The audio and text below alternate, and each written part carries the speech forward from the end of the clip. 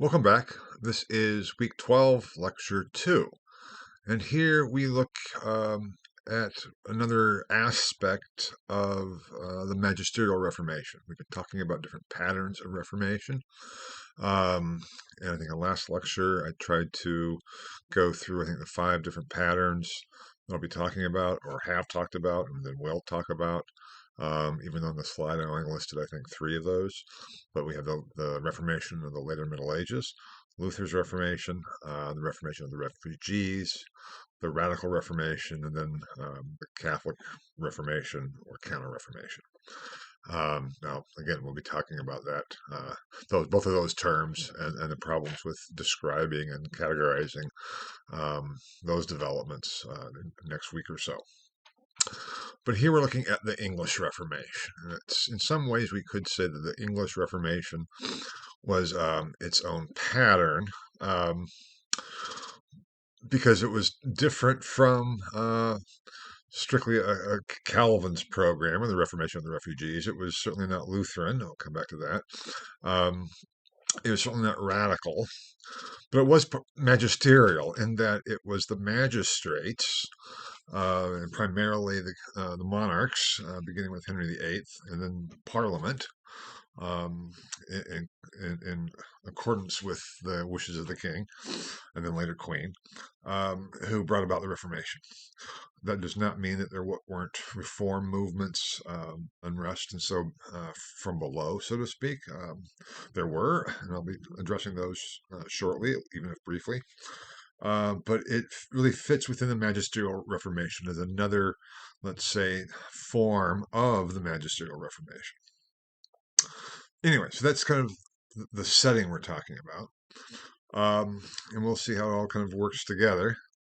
And the influence that the Reformation in England had, and English Reformation in England are used interchangeably, essentially, especially for this country, the United States.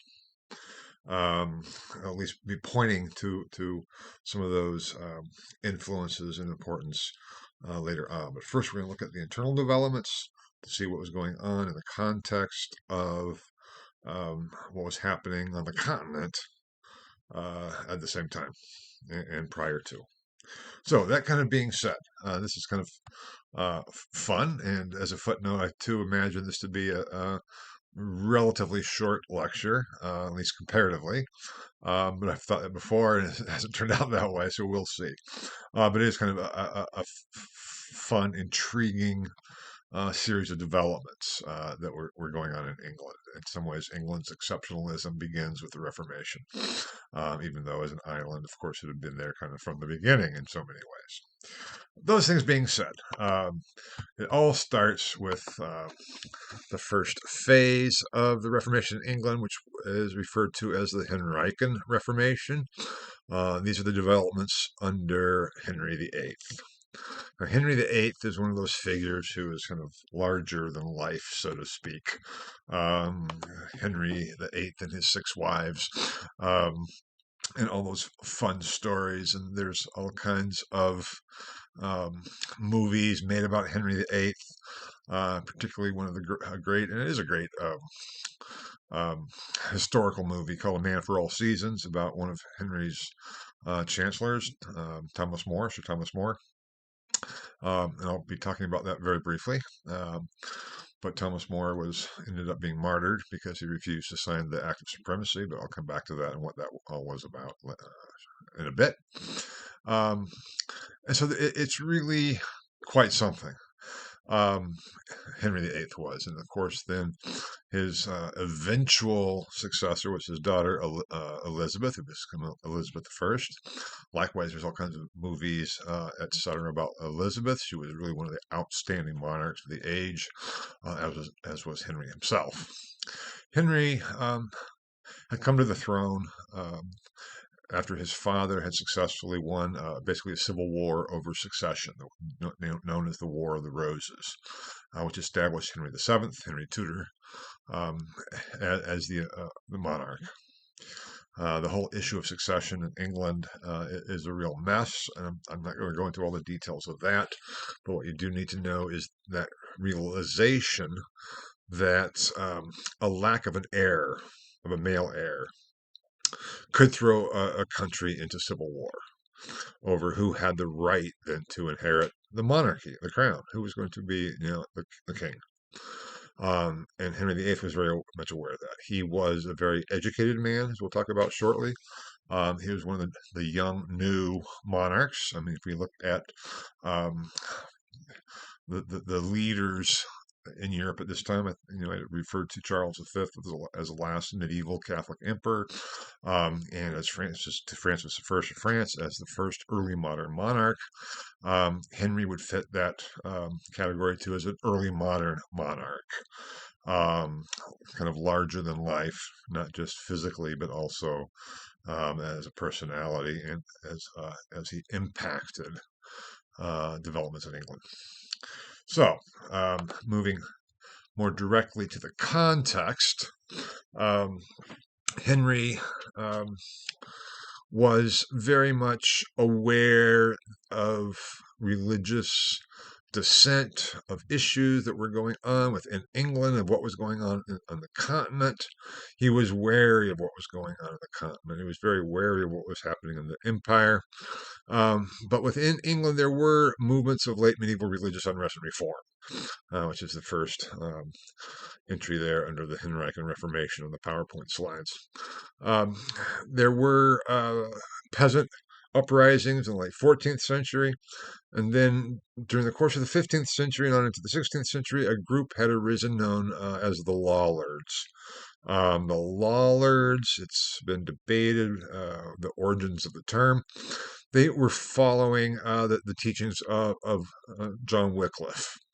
Wycliffe, you may remember, had been proclaimed a heretic after his death at the Council of Constance in 1415. Just as they burned Jan Hus, they then thought that Hus had been very much influenced by uh, Wycliffe. Sorry, professor at Oxford, Wycliffe was. So they dug up Wycliffe's bones and burned them too. Wycliffe had there were certainly a lot of similarities between Huss and Wycliffe, in that Huss had or was influenced by Wycliffe, even though not to the extent that has often been proclaimed, and certainly not to the extent that was seen at the Council of Constance. Wycliffe advocated not only for communion of both kinds, he also advocated for the papacy simply being, again, like the chief executive officer of the church. He was not advocating for the overthrow of the hierarchy as such, but rather just the papal supremacy was a human institution, not a divine one. And he advocated for the laity to read the Bible themselves. It was part of his kind of program to start trying to bring about an English translation of the Bible. Even today, I believe it's still around. It's called the Wycliffe Society, which focuses on translating the Bible into vernaculars across the world. But there were English translations, beginning with Wycliffe's influence. And in some ways, we can say on the base of that, on the base of having the common people reading the Bible in their own language, there began to be opposition. Because again, once you do that, you throw without authority, to say that every individual has the authority to read and interpret the Bible on their own. That opens the door to as many interpretations as there are individuals, which leads to a lack of uniformity, which leads to dissent and protest. And at the time, and until not only the end of this course, but on until relatively recent times, the idea that a lack of religious conformity within a political territory was a good thing was absolutely that's furthest from anybody's mind. It was the worst possible thing that could happen, because a state needed to be unified. It needed to have its identity, and religion was part of that. And as I said, going all the way back to Rome, always had been, at least in its core. But that's a whole nother development as such. Um, and so it was looked upon with by the powers that be, by the hierarchy, the political hierarchy, and the lay hierarchy, and the ecclesiastical hierarchy with suspicion, often having to go underground. Um, they were tried to be sought out. There had been a couple of lollards who were martyred, um, and so there it was. This popular movement was there. So let's say, but that's very different from how it kind of worked in the empire with Luther. Um, in England, it was kind of a different thing because they were not only they weren't really ready to come and support, even if misunderstanding the positions, but they didn't rally to Henry's support when Henry ended up breaking with Rome. But that's kind of another issue. Um, there were protests, a very famous one early on in the 1520s was called the Pilgrimage of Grace. And that was put down by Henry, not to the sense of exterminating them all or wiping them out, but violently repressed. Um, so it was clear who was in charge. And Henry was not going to suffer popular protest to religion or to his reign in any really possible way. But Henry was certainly, especially early on, very much opposed to developments he saw happening on the continent. In 1521, he himself wrote a treatise defending the Seven Sacraments against Luther's interpretation. And for that treatise that he also sent to the Pope deemed Henry the defender of the faith, and the English crown, therefore, as the defender of the faith. And so Henry, early on, as conflict was breaking out again in the empire, on the continent, was very much on the papal side, closely aligned with the papacy, having received the honorary title. And he wasn't going to allow heresy in his lands, in his kingdom. So that's just kind of the mentality behind Henry. Again, though, putting England first more than putting the papacy first, which we'll see coming up when we talk about the problems of Henry's marriage. Henry probably is one of the things he's most famous for, at least in the popular mind or imagination, was his 6 wives and how many of them he ended up beheading. Um, it certainly didn't start out that way. His first wife was Catherine of Aragon. Um, Now, there was an abnormality in their marriage from early on, because Catherine of Aragon, who was actually the niece of Charles V, um, was betrothed and promised in marriage to Henry's older brother, Arthur. And yes, England almost had a King Arthur.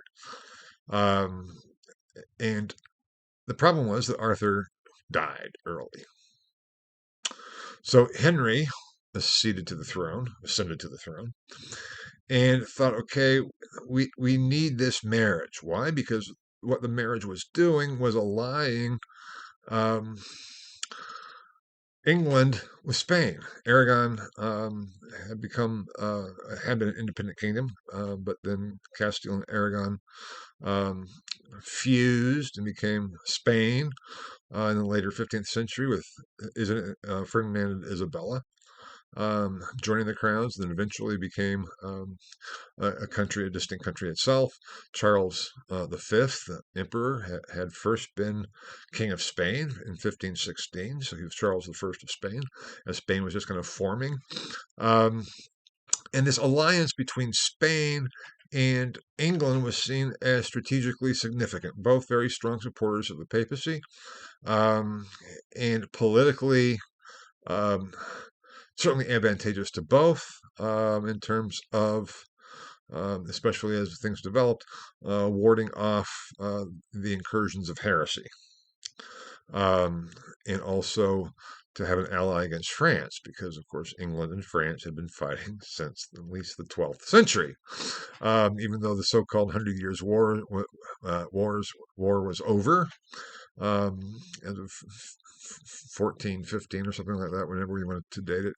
The problems between England and France had been there long before the official designation of the beginnings of the Hundred Years' War in 1336, and remained far later after its ending, too, so to speak. So it was a political alliance. They certainly had a lot of reasons for that political alliance, and religiously they were very well attuned. So, with Arthur having died, Catherine was kind of left out in the cold.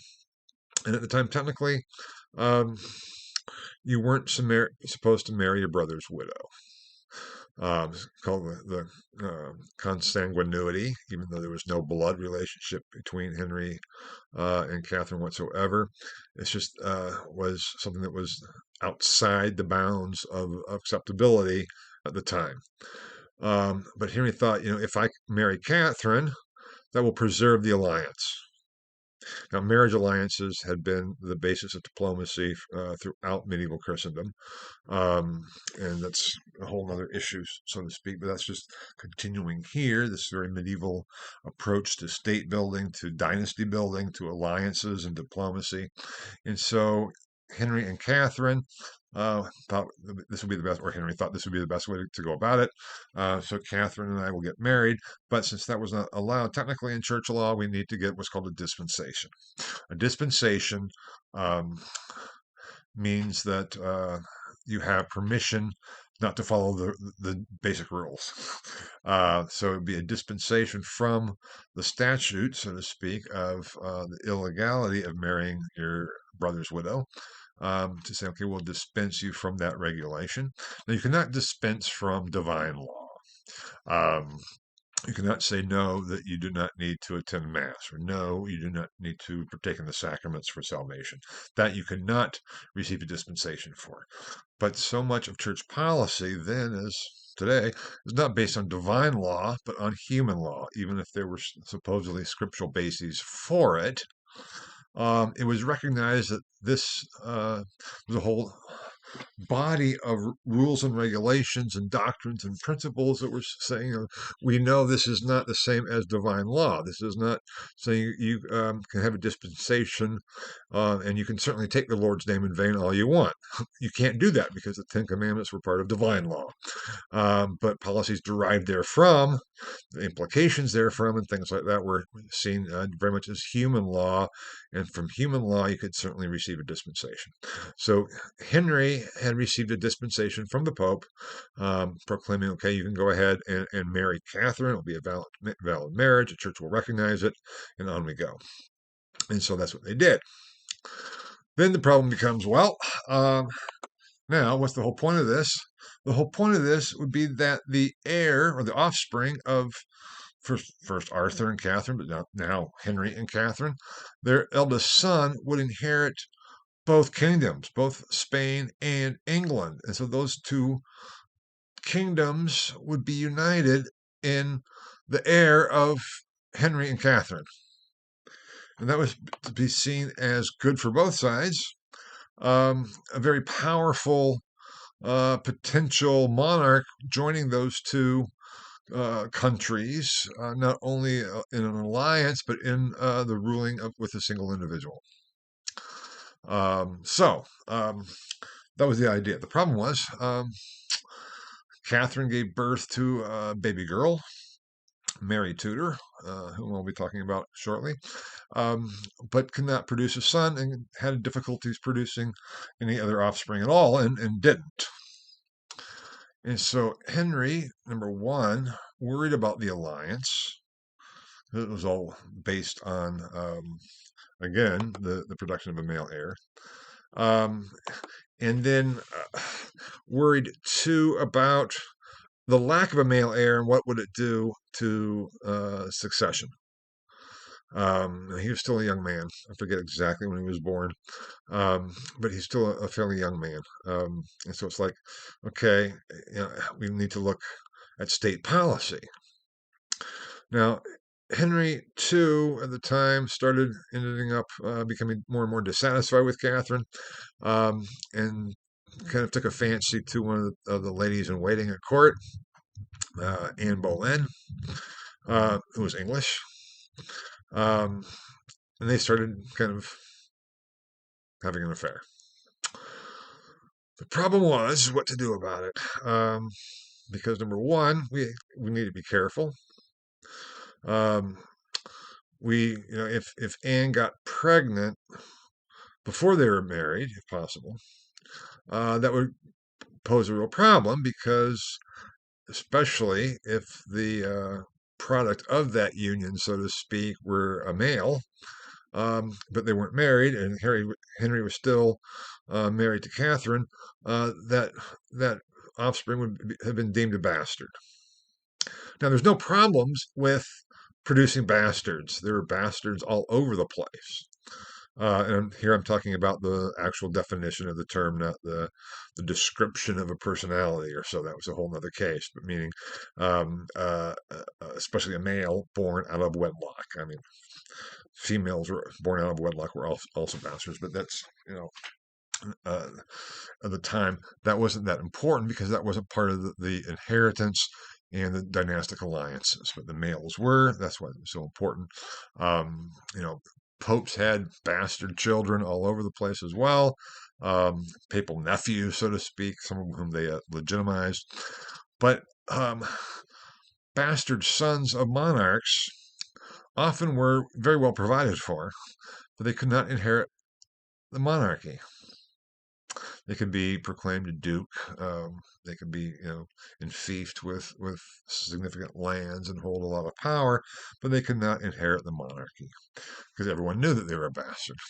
So the whole point was that Henry had to be careful because producing a bastard was not a big deal. But it was if you were trying to produce a male heir to your throne. So Henry thought, okay, what we need to do, darn it, I need to get an annulment. Now, in Catholic theology then and still today, divorce was not allowed. We talk about Henry's divorce from Catherine. Even I have it there, I believe. No, I don't have it there. I don't have it there. But seeking a divorce was not allowed, and it's still not allowed in the Catholic Church. But an annulment is allowed. What an annulment is an official proclamation from the bishop, or then certainly in the case of monarchs, it has to come from the Pope himself, the papacy, that this marriage was invalid and therefore technically was never a valid marriage, and so technically was never a marriage. So it's recognizing that it would be, that's what Henry was wanting, the Pope would acknowledge that his marriage to Catherine was illegitimate and therefore not a valid marriage, and therefore they were not married. So it wasn't that he was seeking a divorce, because that was simply not allowed. An annulment, no problem. It was almost routine for matters of state that the papacy would grant dispensations to monarchs for a variety of reasons. This problem was a little bit more sticky. Henry sent a delegation to the papacy. I think I may have referenced this in a previous lecture. To try to beseech or petition the Pope for an annulment. And they arrived in 1527. They arrived in the midst of what's called the sack of Rome, as I referenced, I think, in a previous lecture, when the troops of Charles V were sacking the city of Rome. The Pope had to flee to Castello San Angelo. If you've been to Rome, Castel San Angelo is it's near the Vatican, but certainly it's very close to the Vatican. And there was underground tunnels. It was kind of a fortress. Castello, that's a castle of St. Angelo. And the Pope was hiding and taking refuge in the Castel San Angelo to protect himself from Charles's troops. Number one. Number two, the papacy is a different pope, but the predecessor of Clement VII at this time had already proclaimed Henry's marriage to Catherine valid by granting the dispensation for him to marry her. So we had a papal pronouncement on the validity of the marriage. And so Henry's argument of why he should receive an annulment from his marriage with Catherine, why it was not a legitimate marriage, he's, in some ways it was kind of stupid because he said, he, Catherine's my brother's widow. That was the best argument they could come up with, and that was what the papacy, a previous pope, had already proclaimed with a dispensation, thereby recognizing it as valid. So the Pope, even if he wasn't hiding in Castel San Angelo under threat of Charles's troops, now why is that a problem? Because, as I said, that Catherine was Charles V's niece. Charles would not have wanted an annulment. Why? Because that would have broken the alliance and the line of succession to Spain and England. Because you couldn't have an heir uniting England and Spain if Catherine was no longer Queen of England. So it was in a real pickle because Charles is like, no way are you going to get an annulment from Catherine. And the Pope is like, I'm in a pickle. Because number one, Charles's troops are here and, they don't want me to grant an annulment. Number two, it's really politically problematic because a previous pope had already said it was a valid marriage. Now, again, there was no thing at this time of papal infallibility, but papal supremacy, yes. But to overturn so explicitly a decree of a previous pope was politically very sensitive. So it was not necessarily impossible, but it was not really easily done. And you'd have to give far more reasons for it than simply granting an annulment. Now, so the Pope said, no, can't do it. The Pope's, so often this is portrayed as the Pope saying, no, because divorce is against Catholic moral theology. That was absolutely not the case. Divorce was against Catholic moral theology, but Henry wasn't even asking for a divorce. He was asking for an annulment. So Henry was kind of stuck because the Pope had was stuck with this. And he did not receive permission for an annulment. So he had a real problem. And that problem just continued as his relationship then with Anne continued, and as Catherine continued being not producing any more children, and certainly no male children, with the exception of the only child being produced was Mary. So what to do about it all? And kind of push came to shove, and got really problematic when Anne Boleyn became pregnant. It's like, uh-oh, now we have to really do something because what if it's a boy? We have to get out of this marriage somehow. So Henry put his two top advisors, Thomas Cromwell and Thomas Cranmer, at work to try to find a solution. He had already put a previous Lord Chancellor, Thomas Wolsey, in charge of this, and Wolsey was not able to arrange it. But then Cranmer and Cromwell, and partly because that was Wolsey was, let's say, removed from office in 1530. Cranmer and Cromwell started doing some research, and they came across a 14th century treatise that they'd really not known about. Maybe they had heard about it, but they actually took it out and read it and started studying it. That was Marsilius of Padua's Defensor Pacis, or Defender of the Peace, which I believe I talked about. Certainly, I talk about it in Luther in the Reformation of the later Middle Ages. It was published in 1324 to support Louis of Bavaria, and Marsilius was the one who had advocated for the abolition of the papacy. This argument of Marsilius's, Cranmer and Cromwell saw as being the solution. They thought, we can use this. We simply will proclaim Henry the head of the church, and then Henry can proclaim himself, divorced from Catherine.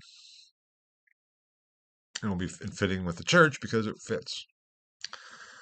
And they got Parliament to go along with it, and in 1534, Parliament issued the Act of Supremacy, which proclaimed England separate from Rome. Now, there had already been administratively uh, a degree of independence of what's called the English Church in the later Middle Ages from the, let's say, the direct control of Rome.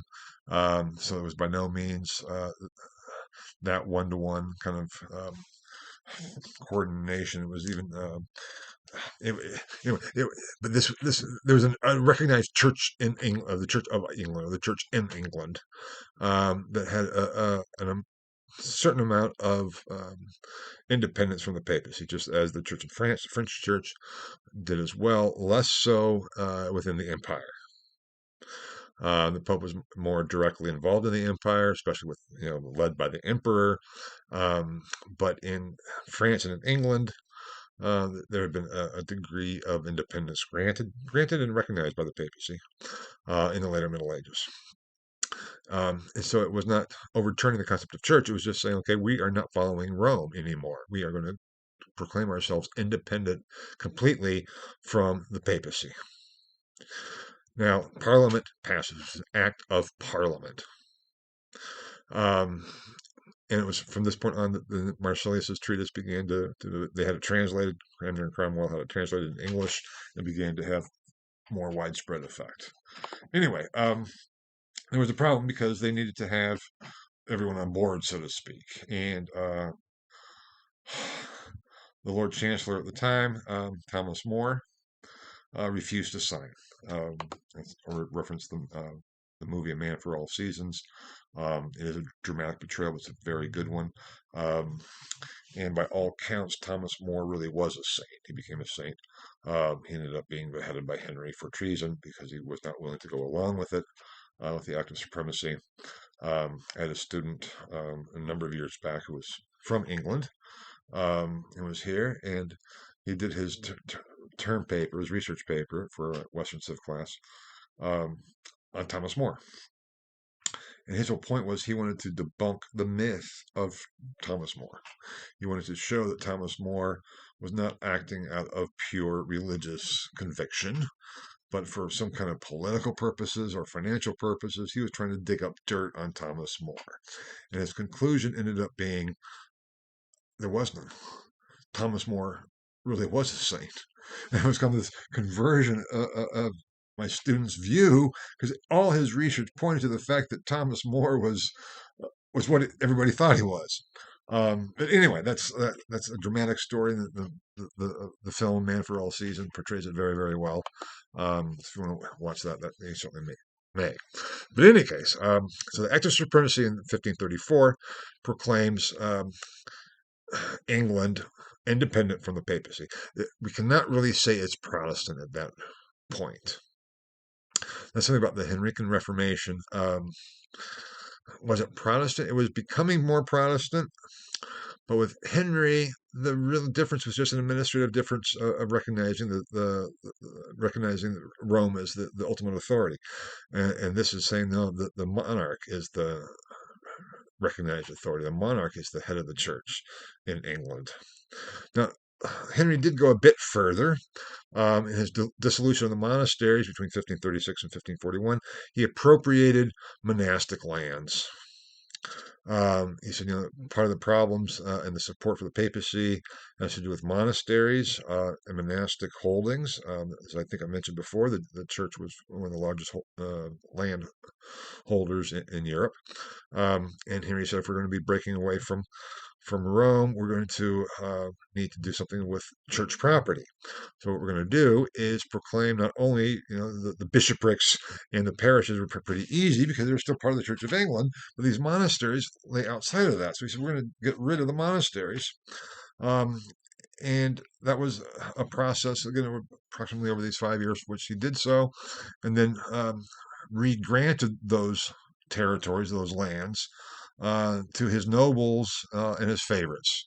So all of a sudden, Henry had a lot more support. I mean, not that he ever lacked support, but because now you have, let's say, new wealth coming in, granted by the king himself. Henry did issue 6 articles in 1539 to govern the new developments in England. But these 6 articles, and I should have posted them as assigned reading for this week. They're also very short.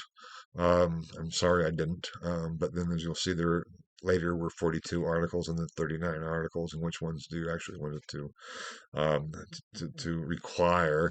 But the 6 articles are very limited.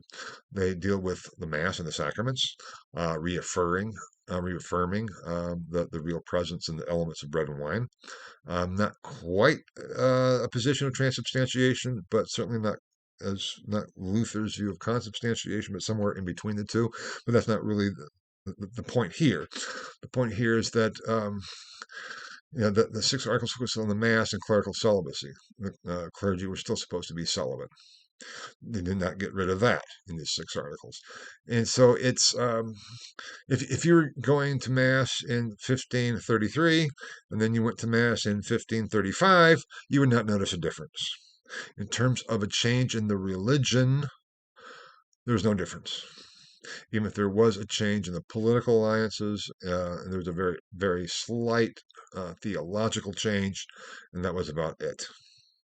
It really was a political decision. And things seemed to be going well. Um, Nobles were happy about it because they got free from any kind of entanglements with Rome. They did have the problem of Spain because when Henry did divorce Catherine, or let's say proclaimed his marriage to Catherine annulled. He sent her back to Spain in a monastery together with her daughter Mary, and he married Anne Boleyn. And Anne Boleyn, though, also was a problem because Anne um, also only had one child, also a girl, Elizabeth. But Anne could not produce a male heir. That's a horrible way of saying it. I say it that way because that was Henry's view. Henry blamed the women.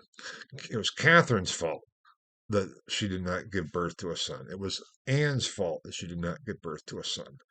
Another very good movie, even though not as probably accessible or findable as A Man for All Seasons, is Anne of a Thousand Days, because Anne didn't last very long.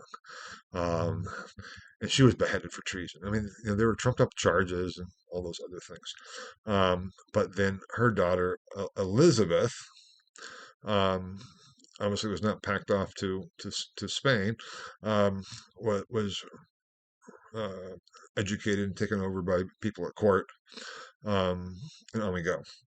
It was Henry's next wife, Jane Seymour, who was very close with. She was German, I think she was, or had close connections to Germany. Um, who did finally produce a son, Edward. So Henry finally had his heir. On his third wife, he ended up going through a few more. I think he had 6 wives of Henry VIII. Um, and so it was a real mess. And it also was a problem because now the alliance with Spain had been broken, and Spain was not happy about it. Charles V wasn't happy about it. So what had been very close allies became all of a sudden somewhat enemies a bit. Um, and then when Henry dies in 1547, the problem was still one of succession.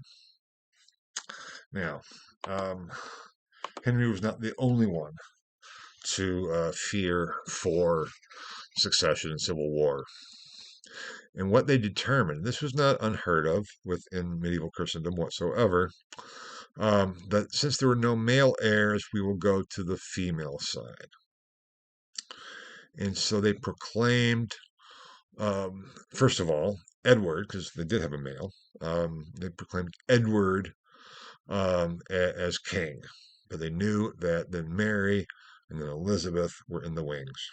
So Edward becomes king in 1547 on the death of his father. And Edward had been raised at court under the influence of Cranmer and Cromwell until Cromwell kind of fell out of favor later on, too. And Cranmer, especially after reading Marsilius, became more and more influenced by Calvinism. And also with the French refugees coming into London, Calvinist ideas coming into London. I briefly mentioned John Knox, the reformer of Scotland, who was the one to refer to Geneva as the most godly city ever. And he was working in Scotland to bring about Reformation. And some of the Calvinist ideas were seeping then back into England. And Edward was raised by under the auspices of Cranmer, so therefore it was far more Protestant than was his father. And so when he came to the throne in 1547, which as you can see was only born in 1536, so he was only 11 years old. His tutors and things had a lot of influence because Edward was, also firstly young, and so he needed adults kind of supervision. I mean, I think I mentioned that, Charles I became king of Spain on his own when he was 16, but 11 is a bit too young. Um, and we'll see that again with monarchs. So you have someone looking out for them and kind of helping them rule um, until they come of age, so to speak. So, and these were more of the Calvinist leading advisors. And Edward was very far towards being raised kind of almost as a Presbyterian in the English Calvinist sense. And so they started changing things and moving the Church of England further towards Calvinism with the new ideas that had been coming in and spreading, um, both from Scotland and from the refugees from France who were Huguenots, Calvinist, um, not sympathizers, but French Calvinists. And so Edward did a couple of things, Edward and his advisors. He issued the Book of Common Prayer in 1549. He said, okay, we are going to have one prayer book, and we're going to make it basically a kind of a Protestant prayer book. Um, and I mean, if you were to read it today, and there's still the Book of Common Prayer is still the foundation of the Anglican tradition, the Church of England, or the Episcopalian tradition in this country, which is the American form of the Church of England. But here, so it's called the Episcopal Church.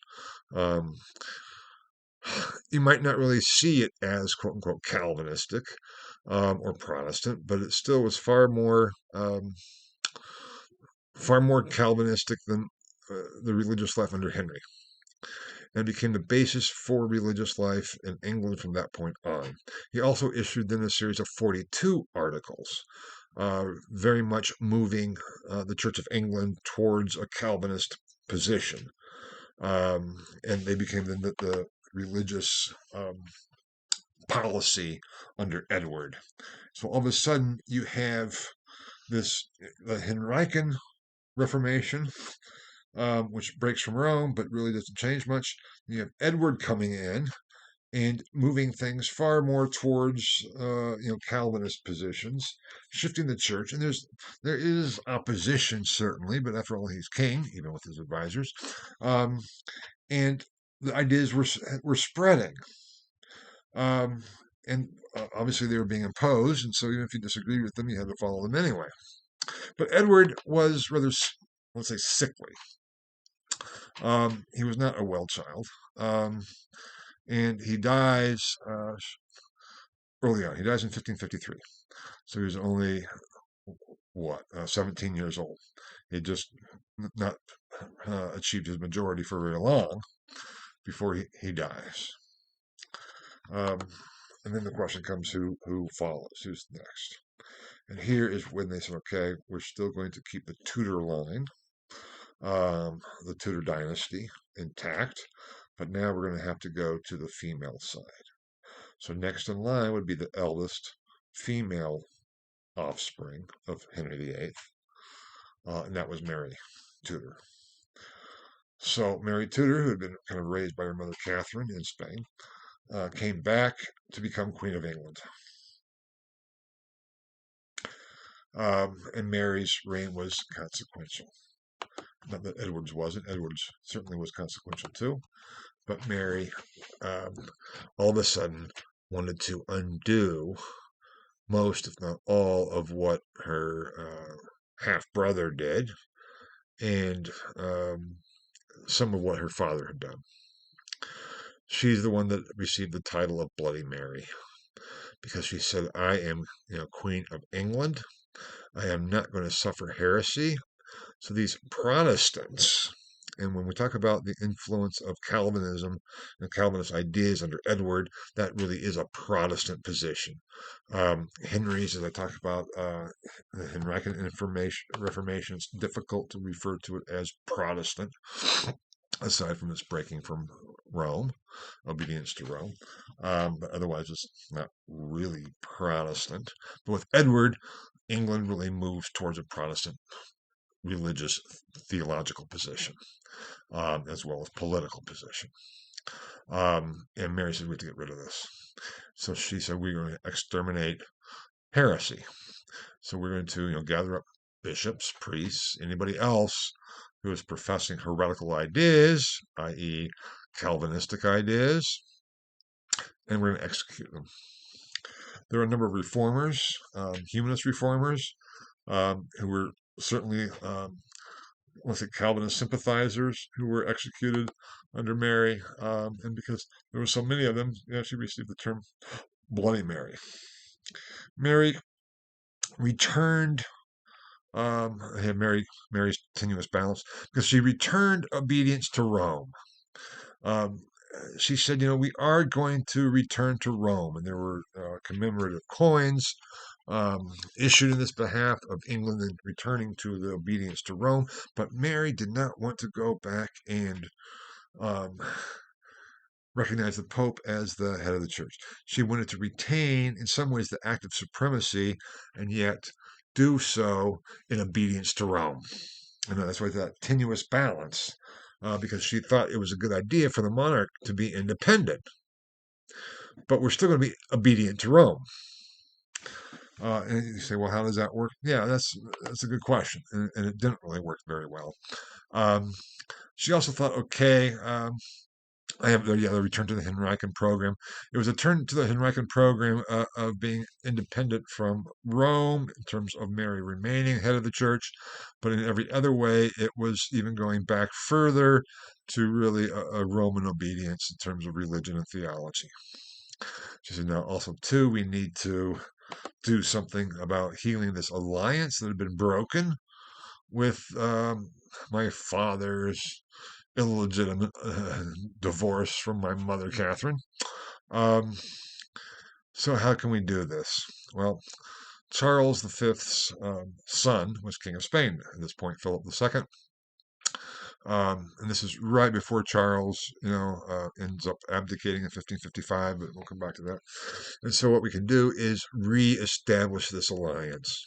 So if we can bring about a marriage between Philip II and Mary Tudor, we're back to where we were, kind of, the status quo ante, as it said, the status quo beforehand. Um, and it worked out. We said, okay, um, Philip will come to England, will marry Mary Tudor. Mary is going to remain queen. Philip is not going to become king of England. Mary, at least to her credit, was very much concerned with the independence of England as a monarchy. But we'll have this alliance, and our offspring will inherit both kingdoms, both Spain and England. Seemed like a good idea. Philip comes to England, marries Mary, leaves, goes back to Spain, and never returns. Now, popular stories were, at the time, that what the problem was is Philip came to marry Mary Tudor, took one look at her and thought, "Oh my God, I'm not going to deal with this." Went through with the marriage, of course, for political reasons and everything else, and then leaves. And it's like, so, point being, no offspring from that marriage. So when Mary dies in 1558, also rather early, or untimely in any sense, there is again a succession problem. Then we have, I have it that Mary's marriage to Philip II of Spain, a complete disaster. It was, because number one, not only did it not achieve what it was intended to achieve, i.e., the union of Spain and England, it also then caused a lot of resentment. Now, Mary had caused resentment already by trying to get rid of all the heresy in England and all her exterminations, um, persecution of the Protestants, and the killing of the heretics, the executions of all the executions caused real resentment among, let's say, the Protestant faction in England, caused distrust and unrest among, let's say, the Henrician faction. Um, and they also have been living now for quite a while, 20 years anyway, um, at enmity with Spain. So you have a whole new generation of nobles growing up that Spain is the enemy. And so Mary marrying Philip II alienated a lot of political support she might have been able to win over. But now they thought, we're not going to give in to Spain. And even though Mary said, I'm remaining monarch, and Philip is not king of Spain, but our offspring will be, the monarch of both, there was skepticism and worry and everything else, and with good reason. Because when Mary dies, Philip tries to proclaim himself king of England and the rightful heir to the throne.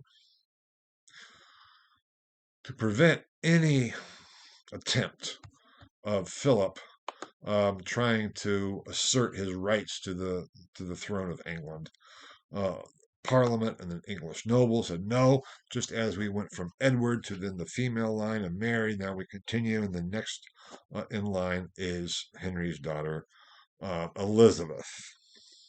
So Elizabeth is crowned Queen of England. And Elizabeth then is faced with all these problems.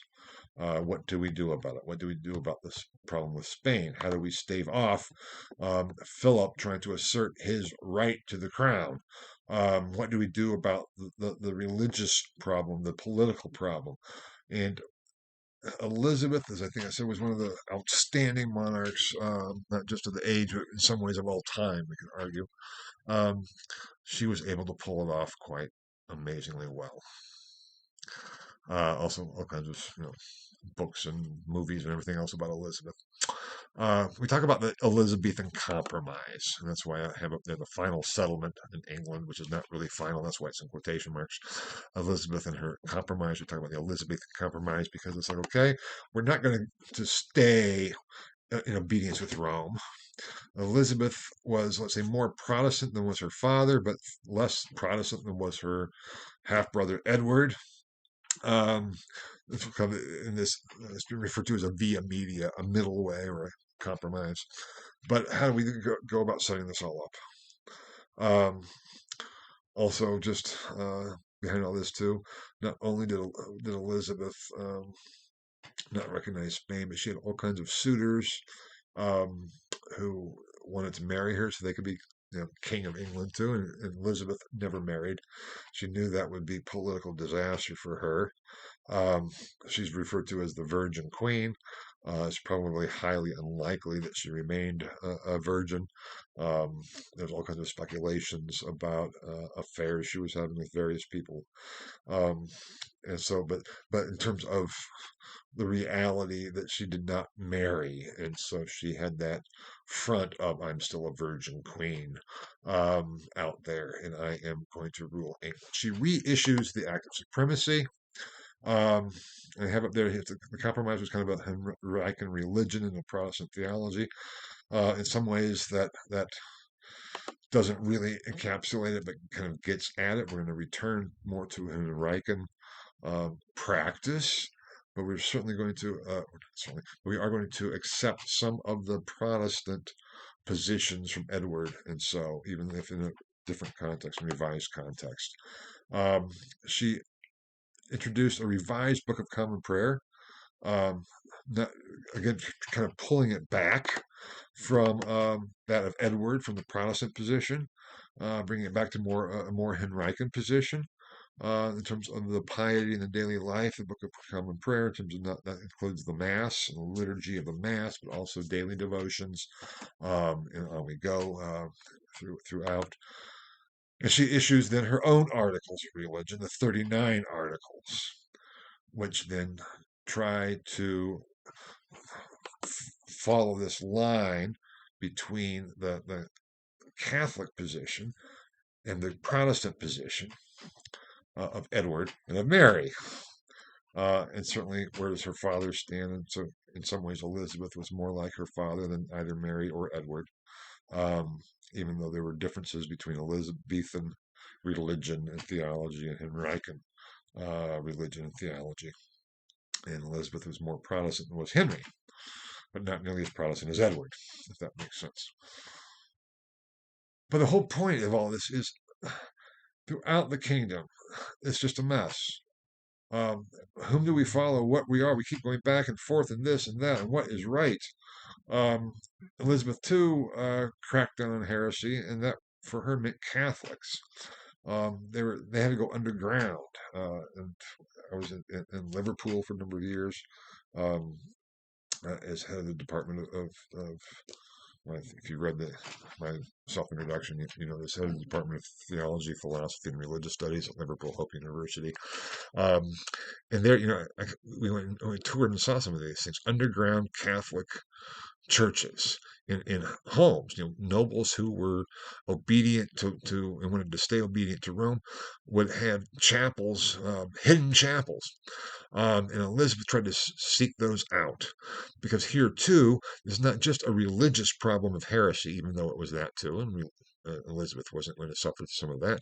There's also a political problem because obedience to Rome also meant kind of support for Spain and support for Philip II's claim to the throne, which Philip was kept doing and kept pursuing, saying, no, I was the legitimate husband of Mary Tudor. I should be King of England. And Elizabeth has to stave off that faction. She also has to stave off the other faction of the Calvinists that had grown up under Edward and had spread, who said, no, your compromise, Elizabeth, doesn't go far enough. Um, we need to purify the English church and purify it from all Roman influences. So I have up there the between the Papists and the Puritans as a nice alliteration. That's what the 39 articles really attempted to do, is steer the course between um, Roman Catholicism and Calvinism with the Puritans. And the Puritans were those factions, certainly among the nobles in Parliament, that had come into influence under Edward, and even maybe before Edward, but definitely influenced by Calvinist ideas. And they thought that this compromise wasn't really possible. Now, Elizabeth did not go after and execute Puritans. She went after and executed Catholics when she would find them, Catholics who would be supportive of Spain. Um, and that was a problem. But not the Puritans were just an irritant and a problem too. But she wasn't going to exterminate those like her sister Mary or half sister Mary had done, because also Elizabeth had sympathies for them. But they were kind of an opposition party. And that's where the term Puritan comes from, a position of we need to purify the Church of England along Calvinist lines. And Elizabeth hasn't gone far enough. Um, Edward, got the ball started, but still there was more work to do. And then we had Mary, and then now Elizabeth, but we need to go further. And then there were those holdout nobles who said, no, but we really should be still in obedience to Rome. They couldn't really be outspoken about that, but politically they could work, that way. So there's tensions on both sides for Elizabeth, and she held her line. And it's under, I know I started off by saying thought this was going to be a shortish, rather short lecture, and obviously it's not turning into that. But I do want to kind of get through this. I'll try to go through the rest of this quickly to kind of paint the stage of what's coming and all that as well. But Elizabeth, not only was she extremely strong political monarchy, knowing how to stave off various factions trying to influence her, going her own way. This was also the time when we talk about the English Renaissance, the Elizabethan Renaissance. This is a great cultural um, uh, period of production. This is Shakespeare, the age of Shakespeare. We're talking about the Elizabethan Renaissance, and Elizabeth also was very well educated and supported this cultural rebirth. We can say maybe it was very late in coming to England, but it really flourishes. There was certainly humanism earlier on, so that's not the issue, but it really flourishes um, under Elizabeth's reign and with her support. So if you think of Shakespeare and all that the age of Shakespeare might mean to you, that's all under Elizabeth.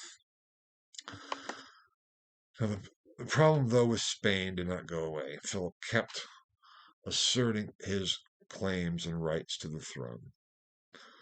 To the point where finally he says, okay, if there's no one's going to support me in England with this, I'm going to have to invade and make my claims by force. So he launches what has become known as the Spanish Armada in 1518 to invade England and take the throne. And Elizabeth and her forces and the weather patterns of the English Channel were able to defeat the Armada and preserve England's independence. And after the defeat of the Armada, Spain never again tried to assert its right to the throne, and that was seen as too as one of Elizabeth's great victories.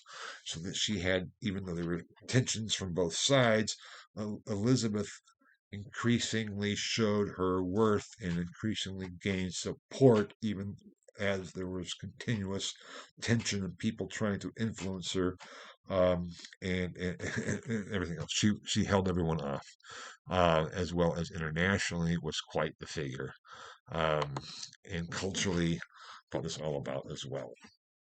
She reigns from 1558, I think was when Mary dies. Yeah, 1558 to 1603. So she also had a very long reign. When she dies in 1603, there were problems on the horizon.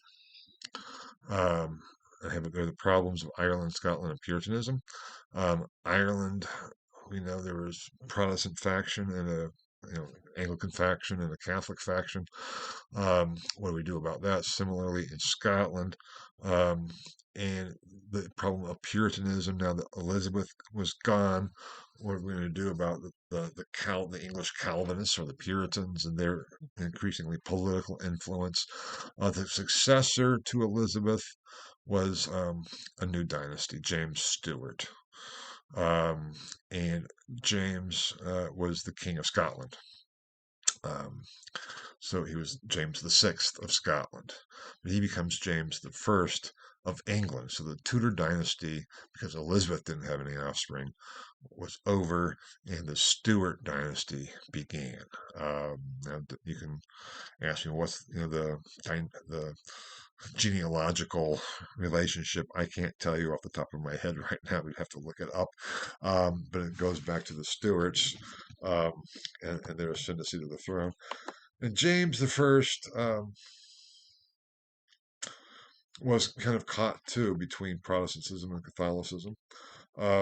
He issued and was responsible for the King James Version of the Bible, which I mentioned before. I believe was analogous to Luther's translation in that he brought scholars together to produce the standard English translation, because there had been English translations, as I said, beginning with Wycliffe, but he wanted to have a standard English and a literary, and this is still the age of Shakespeare, um, a literary, a good literary translation of the Bible, and that was the King James Version, and it has had an immense impact.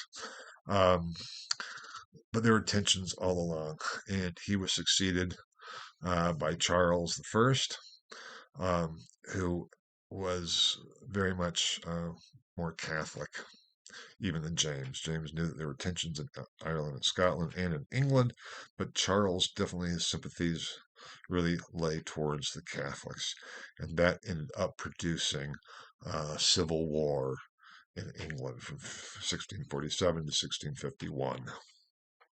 Um, and after that civil war, the result of that civil war was the Protestants in the ascendancy, actually a relative, a descendant of Thomas Cromwell, who had worked on Henry's annulment. Oliver Cromwell had led the faction of the Puritans, and with the victory of the opposition to Charles I, they ended up having him beheaded, and they proclaimed the monarchy dissolved and proclaimed Oliver Cromwell as Lord Protector of England. Not monarch, Lord Protector. That wasn't to last all that long either. And we can talk about all of that. So, in some ways, the Puritan faction won out, at least for a bit. Um, but it's also that faction of Puritans and some who felt that even James had not gone far enough, um, that came to this country, meaning the New World, so to speak, and the first settlements in Jamestown, um, and then the whole Puritan experiment has been called, whereas the great American historian Perry Miller of last generation, no one really reads much Perry Miller anymore, but I think it's still fantastic. Called it The Errand in the Wilderness. Um, Going out and proclaiming the new territories, new colonies for the kingdom of God, the Puritan approach. And so this whole period of the Reformation of England kind of had its culmination in civil war in England and in the influencing the whole new colonies in the New World. Taking stock, we can't really say that there was any one central position for the Reformation in England. In some ways, while Luther was still alive, we have Luther guiding and directing the movement within the empire, or at least within the evangelicals within the empire. We're talking more about what happens um, after the Deed of Augsburg and Confession of Augsburg in 1530 next week. And we have Calvin as the real figure directing the Reformation of the refugees and the Calvinist, let's say, program in Scotland. That was then being pursued by John Knox, who was seeing himself as certainly a very close follower of Calvin. And if there was ever a nasty man ever born, it was John Knox. But that's a whole other issue. Regardless of what you might think of his theological positions, he was just a nasty character. Um, and I mean, he was violently against both Mary and Elizabeth, felt that women had no place to rule whatsoever, and they had no place within the church. They had no place within politics. He wrote treatises against women. He was very much a misogynist. Um, Even for the time, if that makes sense. I mean, it was by our standards, we could say it was a misogynistic time, but at the time, and by their standards, John Knox stood out. He thought, women had no role in society whatsoever, and you know, not even Elizabeth or Mary. So um, he was a major factor, and that Scottish Calvinistic position in the New World became known as the Presbyterian tradition. The Presbyterians were very influential in the New World, the colonies, as were then the anti-Trinitarians, as I already mentioned, based on last lecture, known here as the Unitarians. Um, and it was quite a mess, but that is certainly not for this case, course, so much as it is for colonial America and the colonies. But seeing that connection, I think, is really important. Um, it was a process and it was a struggle, this Reformation in England. We can't talk really about the English Reformation. I know that's kind of the title of this lecture, but it's really a misnomer. But we can talk about the Reformation or Reformations in England. As a pattern of Reformation, it was definitely one that was top down, even though there were popular undercurrents leading to unrest and unsettlement from the later Middle Ages on.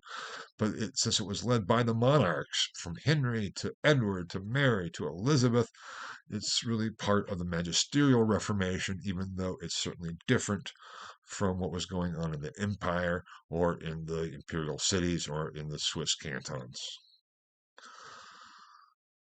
So you can't talk about one unified magisterial Reformation any more than we can talk about one unified radical Reformation, or even one unified Reformation of the refugees as such. So that's what we're kind of looking at. It had huge impact, let's say, on the world. It still does in so many ways. But also in the 16th century, um, it was a problem. Even if it was a little bit later in developing. I mean, we find the civil wars in the empire, as I'll be talking about next week, from 1531 to 1555. We find the religious wars, civil wars, in France from 1562 to 1598, essentially. Um, and then in England from 1647 to 1651. And then there are further problems still after that. And there was another religious war that broke out in 1618 throughout Europe called the 30 Years' War, which was also a result of this and some of the religious divisions, but also completely political, even though it has been said that it started out as a war of religion and ended as a war of nation states. That, again, is a 17th century development. Whew. Now, that being said, I will end that here. And we go on next week. I'll have to remind myself exactly what, but I'm pretty sure we go back and look at the developments within the empire. And then we'll go from there. So thank you, and my apologies for this having gone on longer than I was expecting. It's a fascinating period and fascinating developments. And I certainly don't want to leave you with, or have you have the impression that what happened with England was simply Henry being horny for Anne and therefore broke from the church. That was not the case whatsoever. It was a complex of developments, political, um, in some ways we can say more explicitly political than other places, maybe, but it was politics driving theological changes and religious changes. Um, but it's getting at that relationship that you've talked about in some of the discussions. What's the relationship between the theology, religion, and the politics? And it's like, how can you even make a distinction because it's all one and the same thing? That certainly was the case for the English, and it's only we, from our perspective, who make that distinction and say, well, this was just a political um, series of developments, or some people may say, no, it was a theological series of developments, one and the same. And it's really, I would argue, historically impossible to distinguish between the religion, the theological positions, and the political positions, um, and whether or not this was a revolution is the question we'll be needing to deal with in your final. But that we'll come back to that as well. So thank you for your patience, and I'll see you before too long with week 13. Thank you. Bye bye.